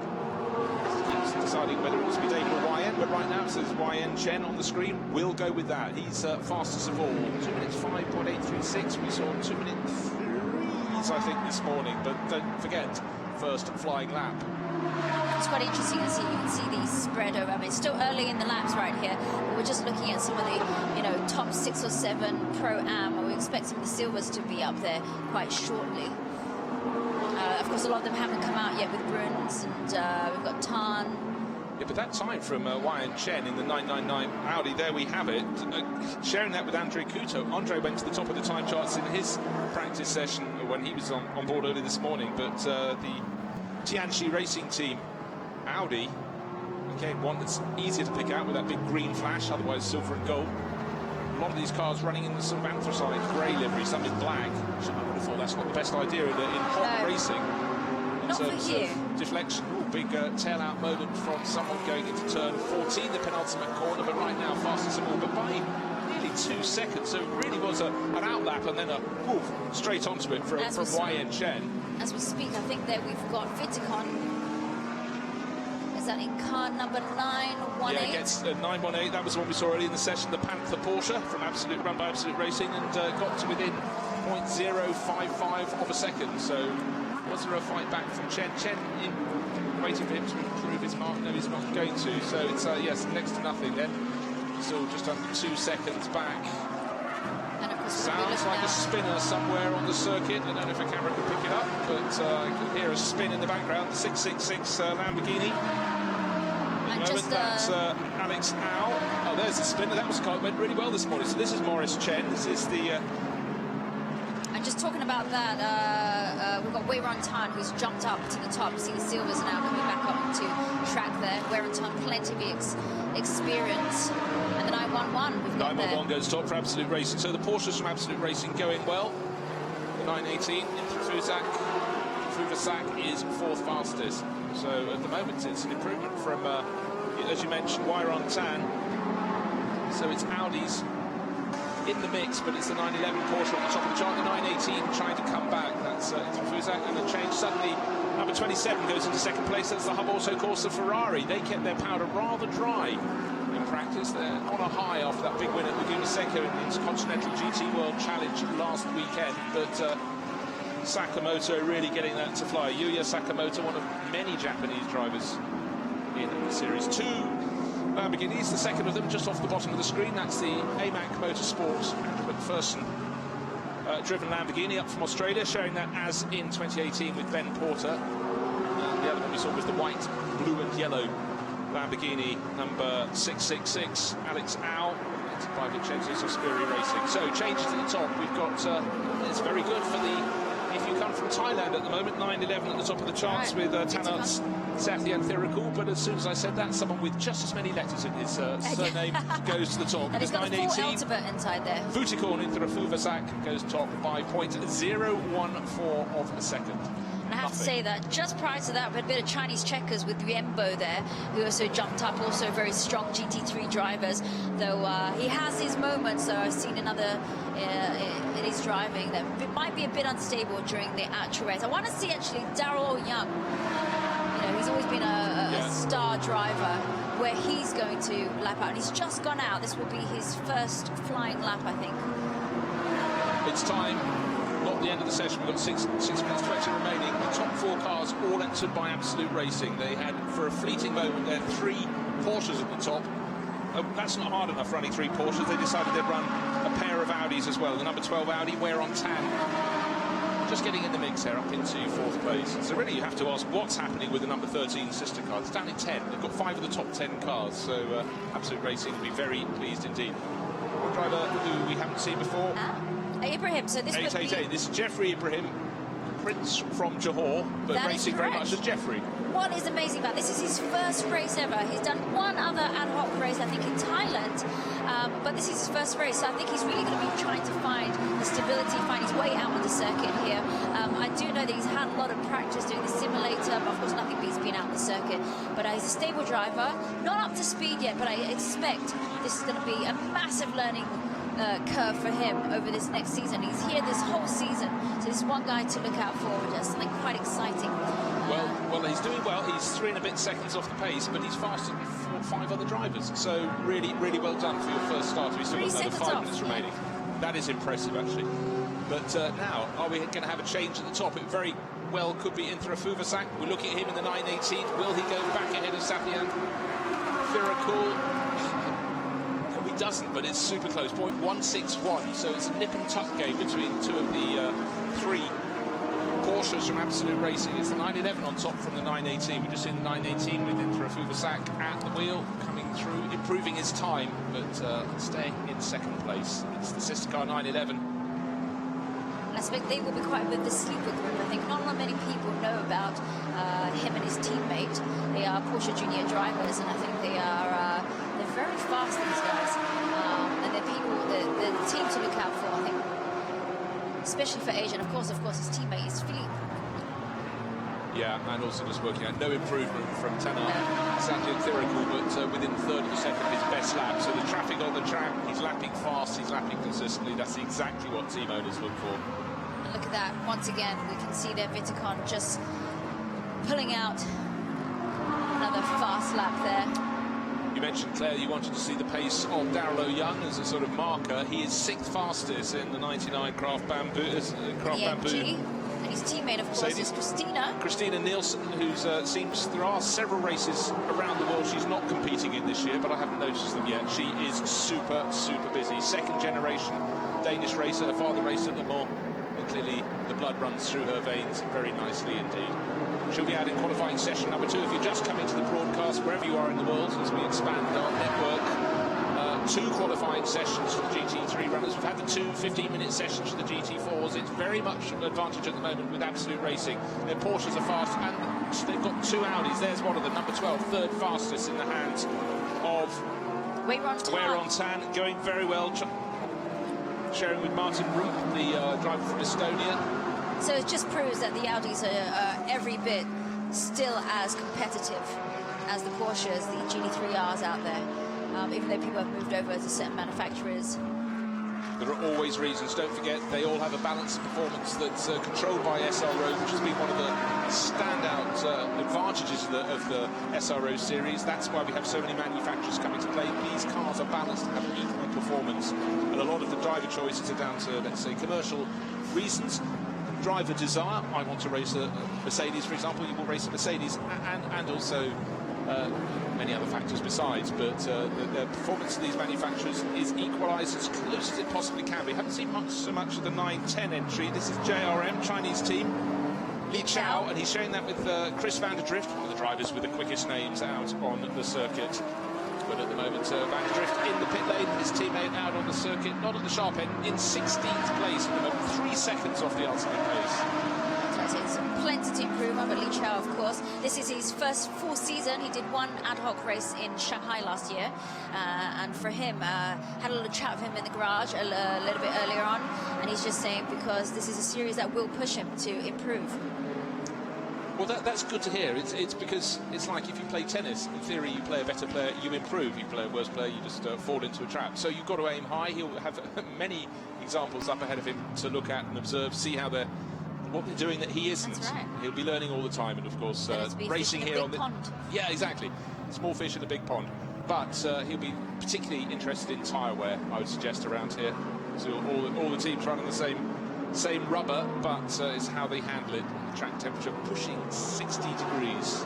We're just looking out on the screens right now with the AM category. We've got Francis Chat on circuit, no stranger, 20 years in the business for Porsches there. Of course, we just see there Daryl Young, but right on top, Yembo for the Pro-Am category. Yeah, just pops it in by 0.166 of a second. It's changing that fast. You look at one car and then suddenly, we mentioned Daryl Young, just about to comment, he's gone from 6th to 5th, and at the same time, Yembo goes to the very top of the chart. So again, advantage to the Absolute Racing crew. He's showing that with Dennis Olsen. Dennis has never driven a Porsche slowly, one of their drivers around the world. Again, you need a very thick passport to get all the visas in to be an international racing driver. He'll be handling it in the second of the qualifying sessions, but certainly great job there from Wambo. You said maybe he's a little inconsistent, but he's clearly quick as well.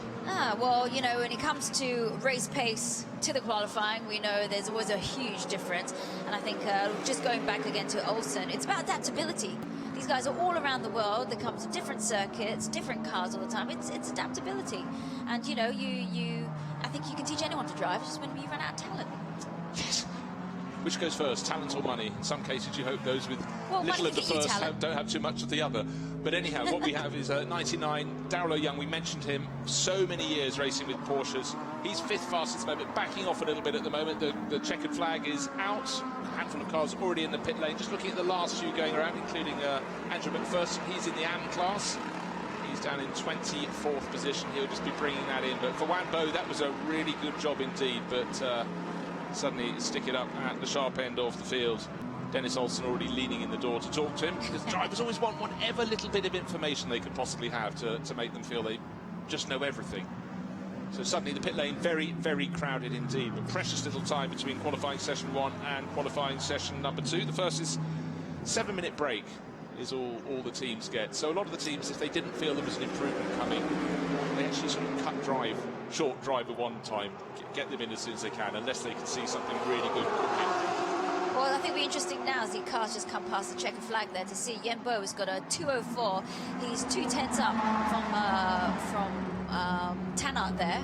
I think it'll be interesting to see where Olsen will place as his teammate, and see if there will most definitely be an improvement in time there, since it is Olsen, and we were speaking about him earlier on.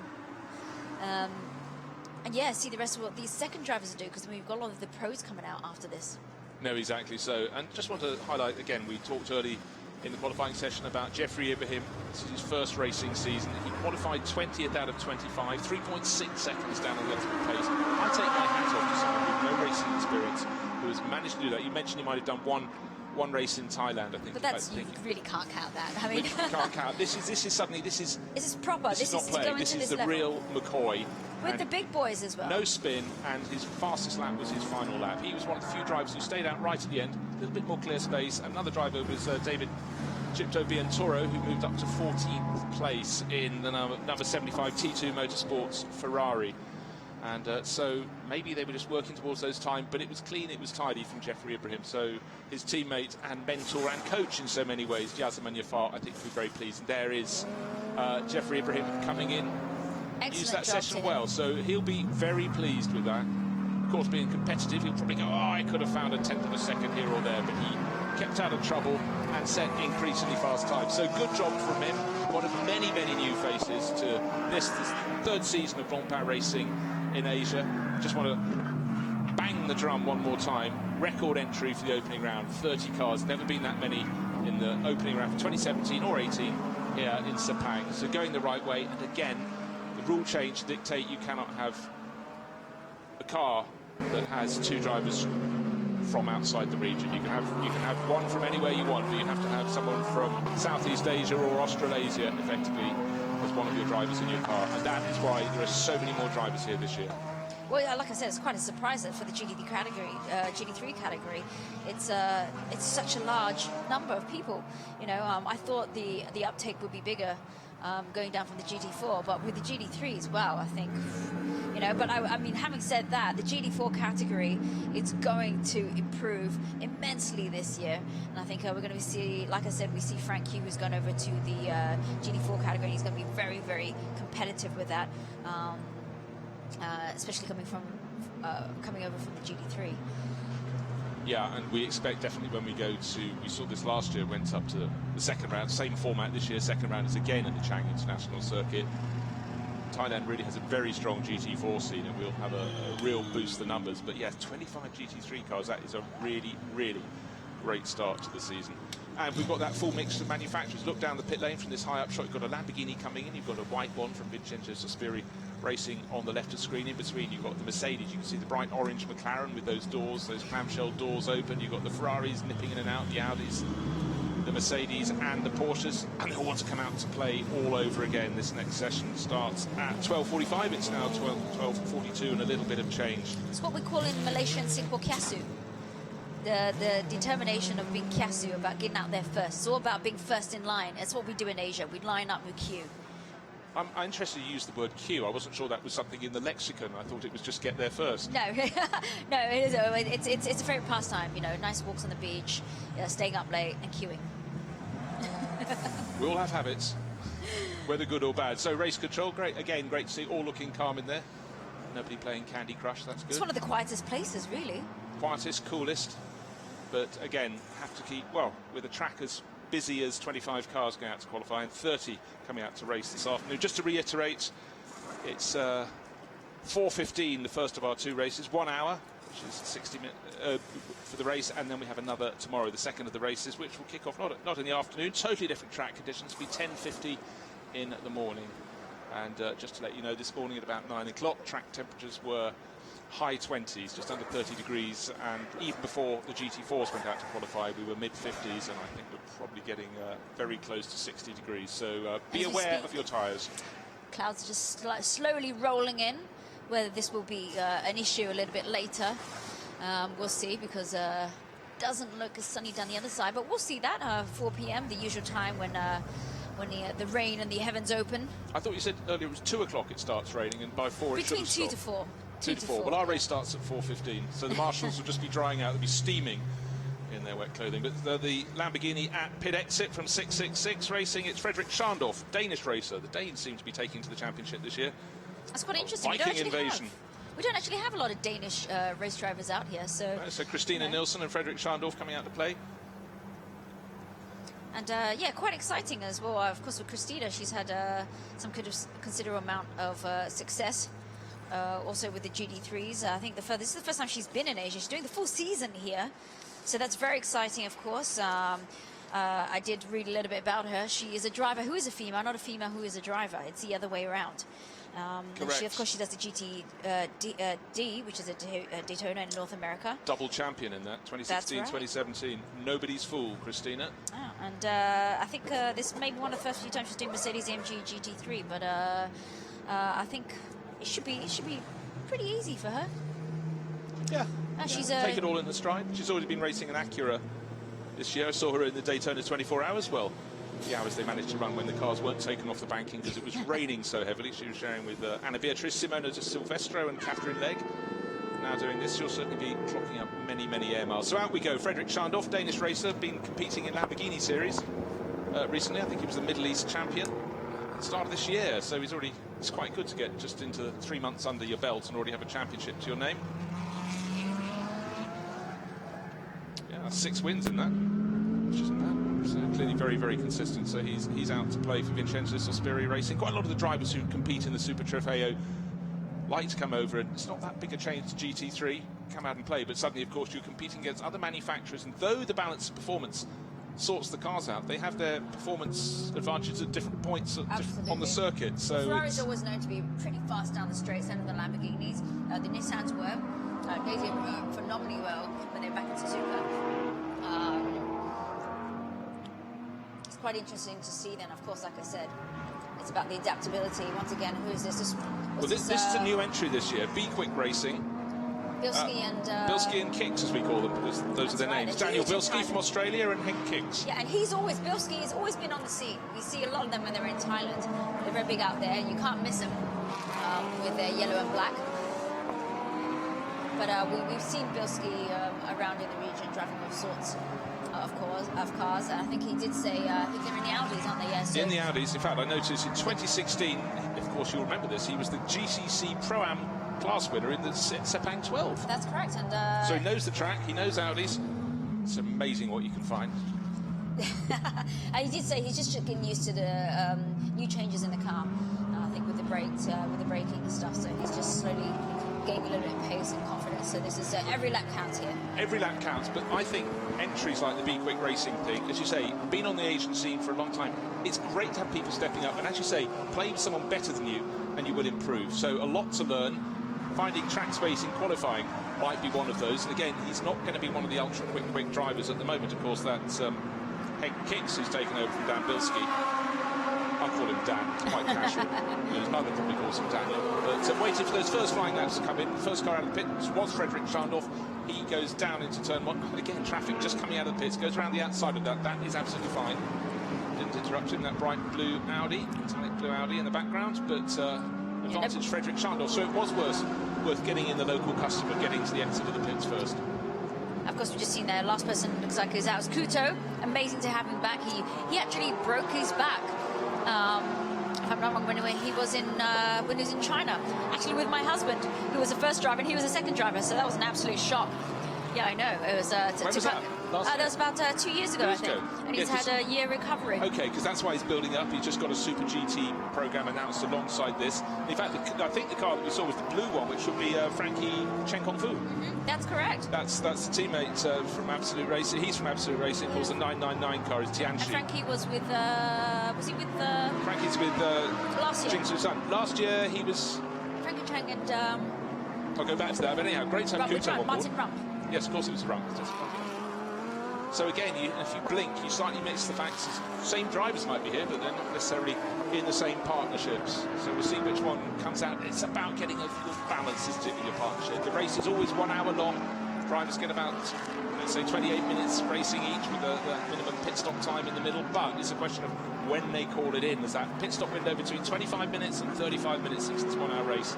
And again, the tactics, where they are in traffic, are they in a battle, how good's the teammate? So if you've got a well-balanced pair, it affords you the opportunity to really have a free choice on that. Talking of Frankie Chen Kong Fu, there he is weaving in the background in the metallic blue Audi.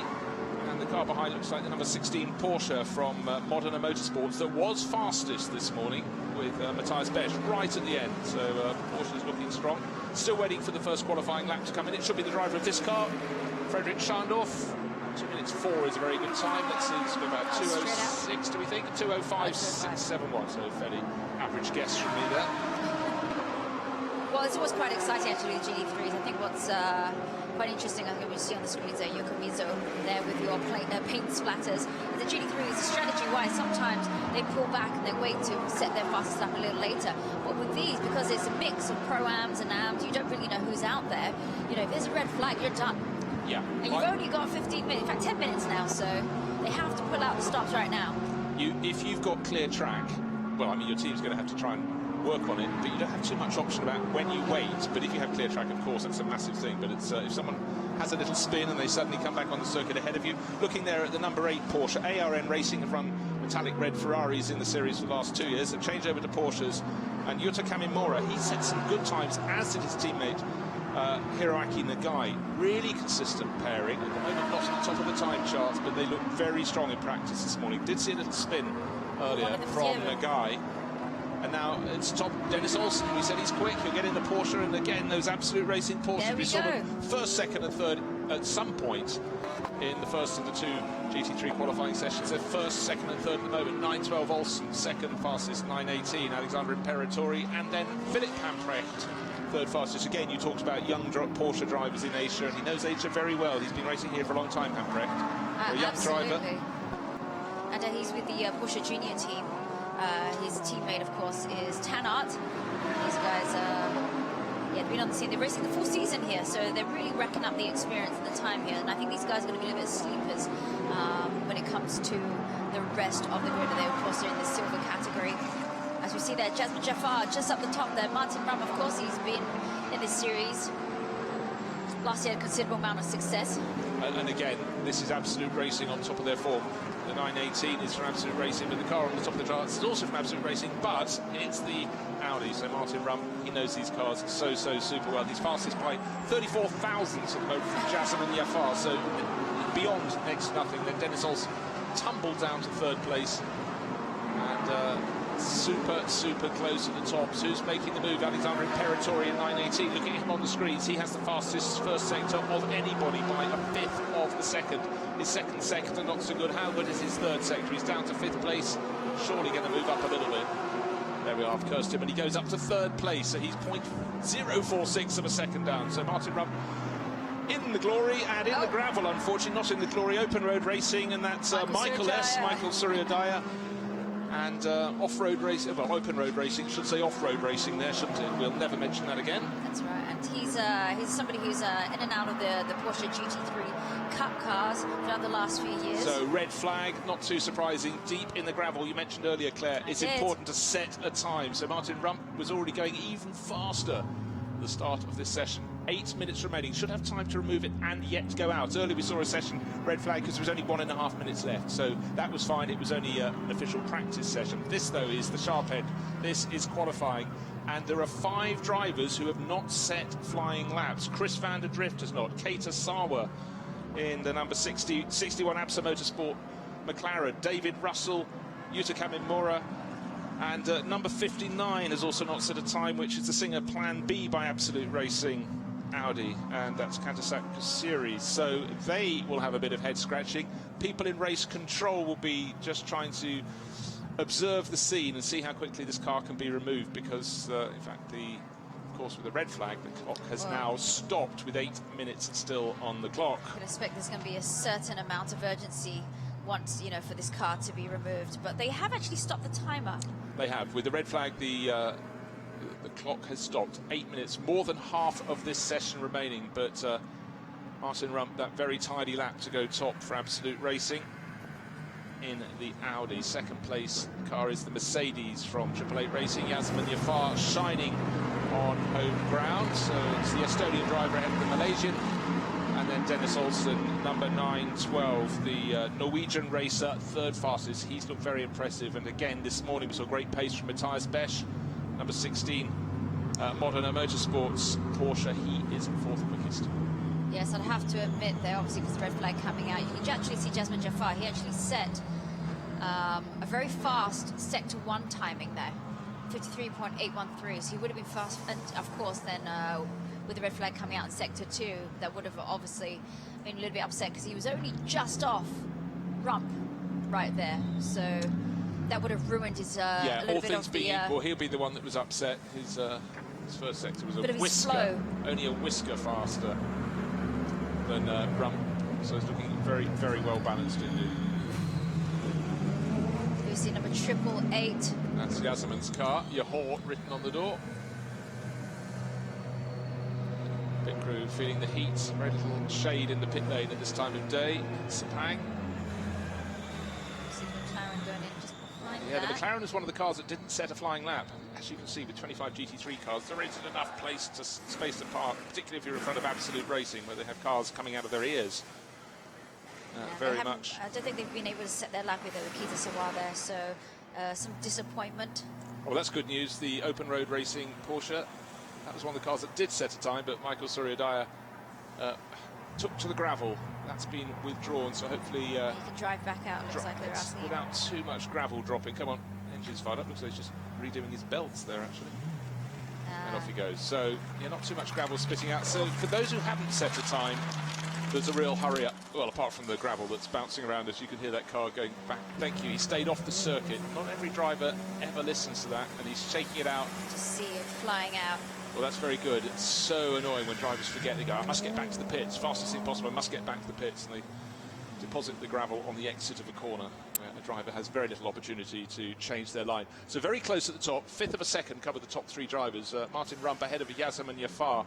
So it's Audi ahead of Mercedes, but covered by 34 thousandths of a second. Both were looking very strong on the lap on which the red flag was flown. It's still flown at pit exit, but I think very soon indeed you see the T2 Motorsports Ferrari trying to be fastest to pit exit. Job done. The Vincenzo Sospiri Racing Lamborghini, Frederick Schandorf, 11th fastest at the moment. He tucks in behind. Where is that Ferrari in the overall reckoning? That's down in 18th place, which is not where you'd expect to find Rio Haryanto. So he's going to get a move on, but he's in the best place to do it. That orange McLaren, the 720S, that has not set a flying time. One of 5 crews that haven't. And that isn't going to be the first out of the pits. It may be about 15th or 20th out of the pits, but... Well, if you're not first, it's better to hang around the back and let everyone go out first. OK, weather watch time. The pit lane is suddenly cloudy. Those clouds we saw approaching from effectively up the hill at turn 12 have come our way. So it's going to drop temperatures enormously. So waiting for signal about when we're going to go green all over again. We will continue this qualifying session. 8 minutes remaining. I hear a hooter. We've gone green.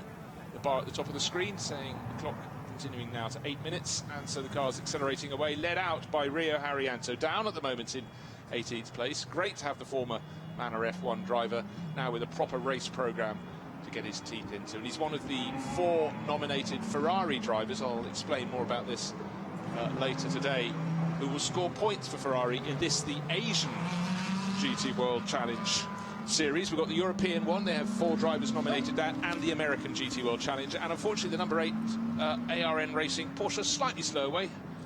That's all right, overtaking in the pit lane is allowed if someone has stalled on the fast lane. So a little bit of a glitch there for Yuta Kamimura, but he gets it underway.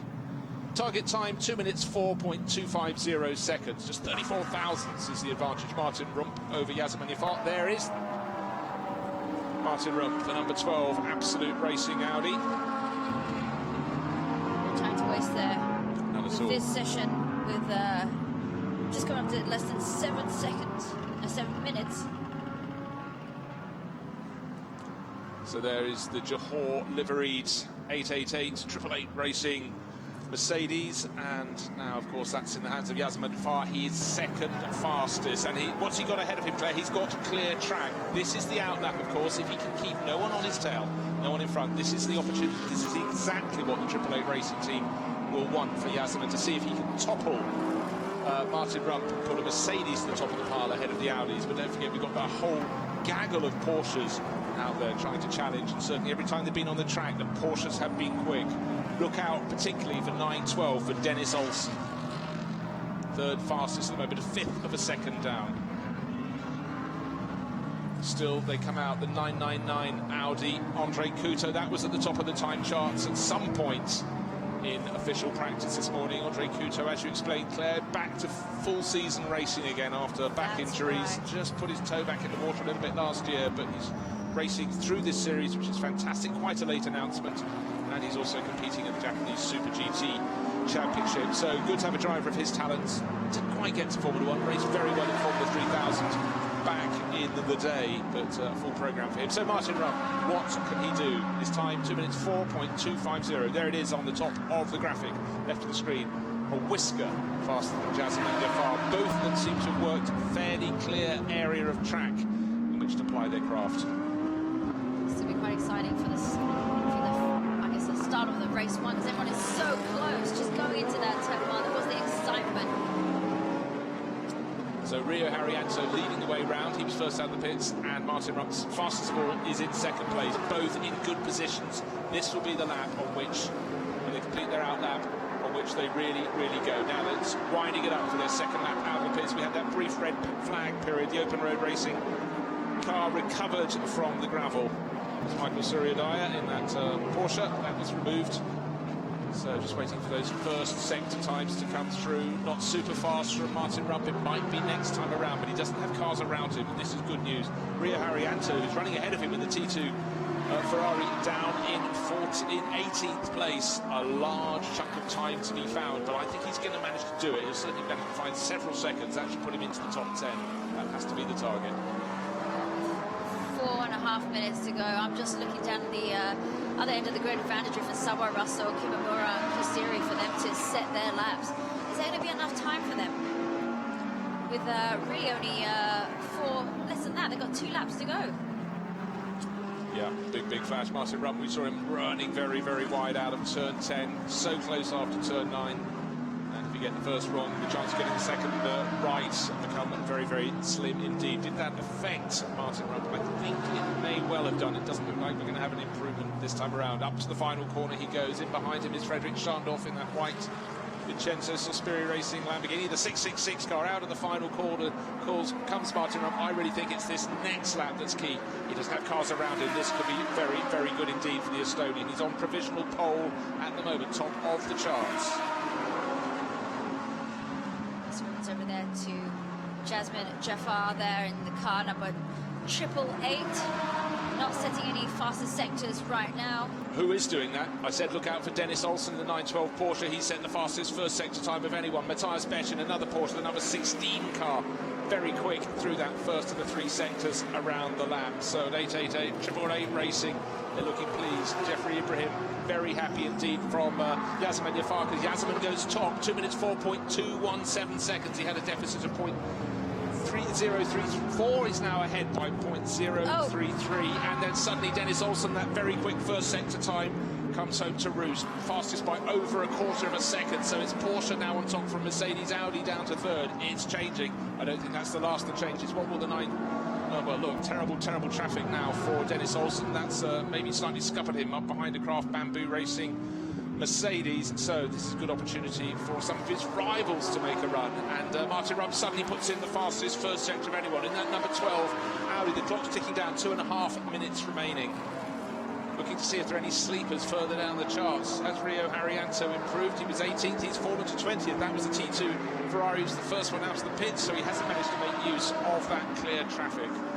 Sawai has just gone up another spot, but nothing really of massive improvement at 207, but this just makes me the first lap. And what has happened, Claire, with 2 minutes remaining on the clock, the 5 drivers who hadn't set times have all got qualifying times on the board. Well done indeed. In fact, right down at the tail now is Henk Kicks. He's been overtaken by all of them in his Be Quicker racing, maybe. He'll improve his form. But right now, where are the changes coming from? Martin Rupp, that very fast first sector. Dennis Olsen had a little bit of traffic, so a slow first sector. He's not going to set any improvement on his pole time this time around, but he's still got time to get the start down the start-finish straight one more time before the checker flag. 1 minute 30 on the clock.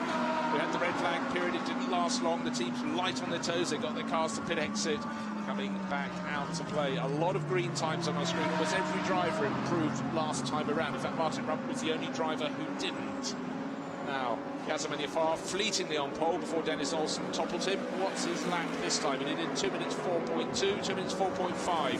But I think he's got clear track. This could be the lap of Yasemin Jaffar, Malaysian driver on home ground. comes 9:12, delayed at the start of the lap. Dennis Olsen, what's his lap going to be this time? It's just waiting another 2 minutes 5, I would reckon. 2 minutes 3.9, 2 minutes 8. He really was delayed. As you can see, the background of the shot, he just got past the AMAC Motorsports AM class Lamborghini and someone else. He's got them behind him. 99 was the car that was just in front of him earlier at the start of the lap, but that's way down the time charts. Christina Nielsen in 19th place, so she's been troubled by traffic. And she's probably also, I mean, it's time for her to learn the lap here at Sepang, being the first time in Asia. But just looking at Pirelli right there, he's actually setting some fastest laps. He's got the fastest sector 1 there for the Pro-Am category. Okay, we need to look for his number 918 Porsche out around the circuit. Fastest first sector time of anyone. There he is, the background of the shot, well picked out of turn 14. Coming up behind Andre Couto. Andre is down in 18th place overall in the 999 Audi, but 918 suddenly down in 7th place. This could be a pole lap. No two ways about it. Round the final corner, he's 0.7 of a second down, a bit under that, but this is a very strong lap from Imperatori. He is 7th. Where's he going to go to? Into 2nd place behind his teammates. So it's absolute racing. Porsche's 1st and 2nd. Olsen from Imperatori. The difference 0.18 of a second. The checkered flag is out. Imperatori, one of the first drivers to take it. So up to 2nd place, doesn't take pole, very close, but a great job, very busy out on the circuit. 25 GT3 cars. Martin Rump ends up in 4th overall in the number 12 Audi. Again, traffic wasn't his friend at certain points in that session, but I think every driver can have a traffic story. Who else is knitting together good times? Fredrik Schandorf moves up to 8th place, outside the top 10, up to 8th in the Sospiri Lamborghini. Yasemin Jafar, is it a good lap? No, it's a slow lap and it's into a pit lap, so he's settled for 3rd place in the 888 Racing Mercedes. For Johor, into the pit lane. Any improvements further down? Zach van der Drift has just managed to make the top 10 there in number 9. Not enough to get him further up the grid, but Rio Haryanto, I think there we're just looking at the car. Well, he gained 7 places at the end. He dropped to 21st fastest, up to 14th. 1.1 seconds off the overall pace. Just emphasises how incredibly tight and competitive it is in the Blancpain GT World Challenge Asia. With every year, this is the 3rd year, it gets closer, it gets tighter, it gets more fun. The most fun of all is when you manage to take the top time on the chart. So Dennis Olsen coming home in the 912 Porsche. Job very well done indeed. Did Christina Nielsen make any great improvements? 19th place. So there we have Porsches at the top of the charts. It's you look at the national flag, it's Alexander Imperatori running with the flag of Hong Kong now alongside his name, but Dennis Olsen at the top of the charts, and the 55 Mercedes. Melvin Moe, I think this is a bit of a sleeper, this car. It's going very well for Craft Bamboo Racing, and certainly looks a very handy driver pairing. Daniel Melvin, a very experienced AMG driver. So the last few cars just coming home at the end of the session, but the checkered flag waved at the right time as far as Dennis Olsen was concerned. The only driver in the 2-minute 3.934 seconds, putting 0.18 of a second clear of Alexander Imperatori. Good day for the Swiss drivers. In 2nd and 3rd places, Matthias Besch for Modena Motorsport, closing in behind him, just pipping Yasemin Jafar, who fleetingly put the 888 Mercedes on pole position. Martin Rump thought pole was his, but his Audi from Absolute Racing number 12 ends up in 5th overall, and the best of half a second. And Philip Hamprecht moved up eventually to 6th place overall, half a second covering the top 6, and the young driver very much in the mix. So Absolute Racing will be very pleased indeed with their showing in this session. Moved over to Porsches and reaping the dividends, but their Audi's not too slow either, as Martin Rump explained, by bringing it home in 5th place overall. So nice, clean, tidy session there. Just the open road racing Porsche going off the circuit. That was recovered very quickly indeed. The red flag was withdrawn, and then it really was a case of compressing everything, Claire, and it was about drivers keeping it clean and tidy, picking their moment. But not much damage done out for this session. So always something which is well received among the rest of the drivers, especially the AM drivers, the pro drivers out there for the team. Yeah, I mean, a real mix. And in fact, the 20th position was the top AM driver, which was Ben Porter, sharing the AMAC Motorsports Lamborghini. Top driver in Pro-Am was Dennis Olsen, because again, you get pros and AMs, and obviously he's in a Pro-Am pairing, but very much the pro. Actually, interesting enough with Surajaya, the one who went off the circuit, this is actually a little bit of a test session for these guys before they go for the 24 hours with him and Francis Chow, actually John Shen as well. Well, here's Yasemin Yafar. I think he'll be very pleased with life. That went well. Alexander Imperatori just explaining that second place, well, it will have to do for now, but so super close. Being on the front row puts you really in the mix when you go down to that Sepang's wonderful first corner sequence. It's not just first corner, it's effectively almost like 2.5 corners where it doubles back to the right and then drops into the dip and you go into the left-hander at turn 2. But heat haze on the track, well, there's no surprise we have that almost every time the cars go racing at Sepang, unless it's under heavy rain, which is still a possibility. Certainly the clouds building up as you expect in the region. Whether they drop or not, they're there. It may well be a factor when we get to racing. But Porsche at the top of the pile, Claire, but a real mixture of manufacturers, all trying to get the very best out of the Pirelli tyres. And here are the results at the moment. Dennis Olsen sharing with Jan Bo, putting that 912 Porsche top of the charts, very close in behind. Both have really strong teammates. Alexander Imperatori sharing with Vutikon into Refuvasak. They're second, so it's Porsche's 1 and 2 and 3 because Matthias Besch right at the end moved the Modena Motorsport Porsche into third place. Yasemin Yafar and Geoffrey Ibrahim fourth on the timesheets. Then Martin Rump, Wear and Tan waving the flag for Audi in fifth place. But just look, 3 Porsches at the top of the chart. Absolute Racing having the overall honours there, and they're running a lot of cars. But look to some of the cars, it's also the driver pairings. It's how the pair are balanced ahead of the race and how well they're going to perform in the heat and possibly in the rain this afternoon for the first of their 2 races in the opening round of the 2019 Blancpain GT World Challenge Asia. 25 drivers went out, 25 drivers came back. Real mix of manufacturers. And at the end, it was newcomers right at the bottom, Daniel Bilski and Henk Kicks, but you've got to start somewhere. And their car is one that's very easy to pick out and very much looking to see them develop through the course of this season.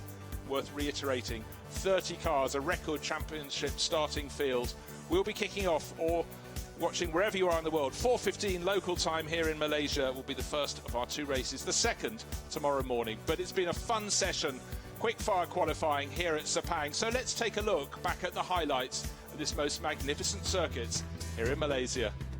It was all about getting out of the pits very early on to try and get clear track. 25 cars trying to make space out on the circuit. So Antstone Racing put theirs, shared by Juvai and Naoki Yokomitsu, to be first out on the circuit. Modena Racing tucked in behind as well, trying to make track space. Craft Bamboo Racing, pink, white and black this year for one of their cars, and that's the number 55 entry. Mix of manufacturers, Audis and Ferrari in the mix as well. That was the T2 Motorsport Ferrari trying to make track space. Vincenzo Sospiri Racing, one of only 2 Lamborghini teams this time around, and they were enjoying the experience very much indeed, particularly when Frederick Schandorf took over the car, the young Dane, a Lamborghini specialist. He came out in the second of the 2 qualifying sessions, and he's showing that this season, late signing with Alex Au. Drivers very well behaved indeed, trying to find the flow and their form around the circuit here at Sepang. 15 turns, only 2 appreciable straights, but it was a question of whether you can get your speed onto the straights to carry the speed all the way down towards turn 1. Again, looking at number 17, that's the entry from Antstone Racing.